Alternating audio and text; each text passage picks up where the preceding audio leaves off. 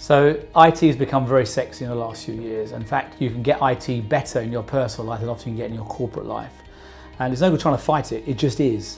What you've got to find is the IT that actually suits those circumstances. I don't think many staff expect to come in and operate their procurement system like Amazon, and I'm not sure there's many procurement systems that operate like that, and you could use that for any example. But what you've got to do is make sure it fits the purpose of their job. So business process re-engineering, rather than just banging IT in and hoping to customize it, actually working out the process and then systemizing that becomes very important. And also at the end of the day, you've got to give employees a level of choice. Now, I'm not one that says bring any device you fancy to work. I think that's a very dangerous process, but give them choices. Some people like this type of tablet over another, this type of laptop over another, this type of phone over another. Give employees choice. Now, it's probably choice in a framework, i.e. reasonably controlled, but ultimately it gives them the feeling they've got some choices, they're making some decisions for themselves. And always experiment with your own staff. I found often that staff look at what the customers are getting and go, God, if only I could have a little play with that. Well, use your staff. Use them as a guinea pig for many of your ideas, and they will really respect what you're trying to do for them in terms of a CIO and your organisation are trying to lead forward in this space. Having teenage children myself, they've got the great ideas in terms of what's new out there, and they're whizzy in terms of technology, and they expect a high level of, automation, digitalisation. They're using all the technology at home. So I think we should be leveraging them from the graduates from university that have got the great ideas, from our own children. I mean, I'm old, so I haven't got as much ideas perhaps as my children have. But I think there's great opportunity to leverage from the youngsters that just this is they live and breathe this. Computers only just started in existence when I was first employed 35 years ago. But the kids have just been brought up with it. They live and breathe it. 3-year-old kids on the train using iPads, they know more about it than we do. So yeah.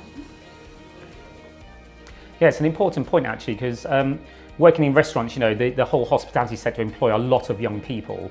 So certainly if you're giving them devices which are antiquated and legacy systems, they're going to look at what is all this stuff? We did a recent digital transformation, and some of the devices they use, the consumer devices, Apple devices, swipe left and right. So great stuff, and they're used to it. But certainly things like when we take on new employees, people don't want paper packs, they're like iPads with clicking things. So certainly we do have to bear in mind that younger people, in fact not even just younger people, they want technology because it's slicker and quicker and less friction and just easier to work with, and people expect it. No one wants to work for a business which is old paper and legacy, because it's all yesterday stuff. So I mean, HP's not unique, but making home consumer equipment and also commercial equipment that powers people in their work environment, you see that real synergy between what a customer wants to use at home and the expectations that are then set and perhaps pressured on the commercial environment. If we were making investments at home, you choose the laptop that perhaps represents you as an example of that. You choose the phone that best embodies who you are and how you want to use that.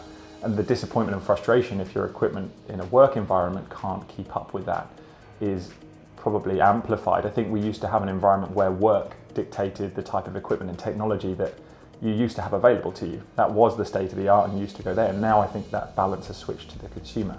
And HP represents both of those, and it's lovely to have that portfolio, but one does drive the other, and we see a closing gap in terms of the types of technology we're bringing in, because that work-life balance, that ability to use one device in multiple environments is something that we see the customers demanding and pulling through, whether that be in their consumer world or commercial world, and one size doesn't fit all.